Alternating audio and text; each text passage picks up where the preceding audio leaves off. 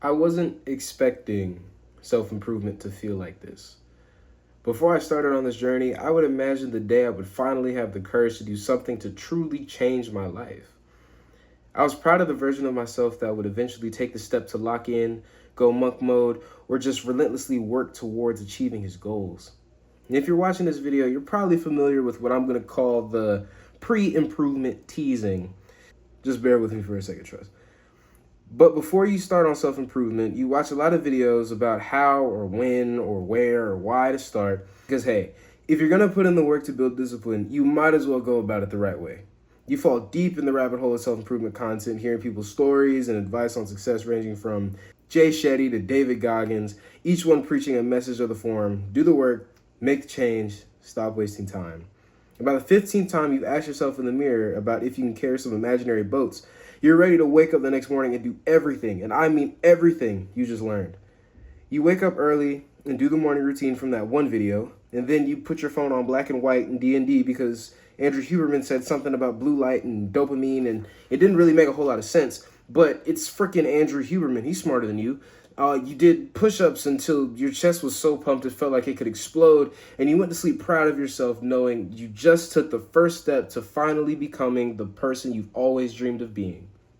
Sooner or later, though, you wake up and your new routine isn't as shiny as it was on day one. You're sore, tired, mentally fatigued, and those boats you pledged to carry seem heavier and heavier. You might start scrolling on TikTok for a couple seconds, but at least your phone's still in black and white. You didn't meditate, but you journaled a little bit, so that's fine. It's just a slow day. You'll have it together tomorrow, and it'll be just like yesterday.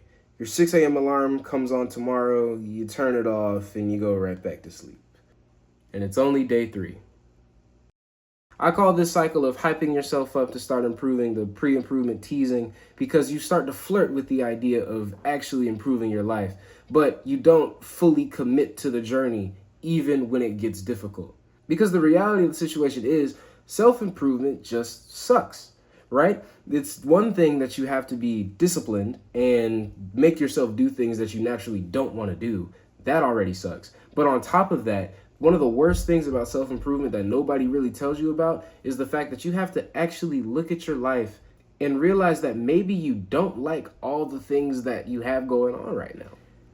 I started this journey thinking about the life that I wanted to live. You know, I wanted to make videos and be an example, or at least live my life in such a way where people could learn from it and then live the life that they want.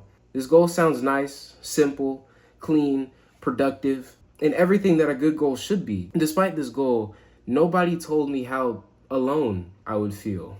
Nobody told me how difficult this would be. Nobody told me that once the work is done, I don't exactly know who it is that I am, who I can be that person with, and no amount of push-ups or meditation can really fix that.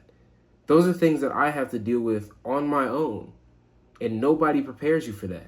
Kind of reminds me of the red pill and the blue pill from the Matrix. Either you take one pill and you stay in the Matrix and you live a life where you're kind of oblivious to the voice in your head telling you that you were built for more, or you take the more uncomfortable route and you look at things for what they are. And it's only on this path that you have the opportunity to fix them. Truly, nobody is coming to save you. And I wish somebody had told me this when I was first starting self-improvement, because it really is a slap in the face now. But hey, I'm going to keep my head up. You're going to keep your head up. You're not going to give up. The fact that you even do the self-improvement teasing in the first place is a testament that this is something that you want to do. I know it's something that I want to do. So we're going to get through it. And eventually we're going to carry those boats.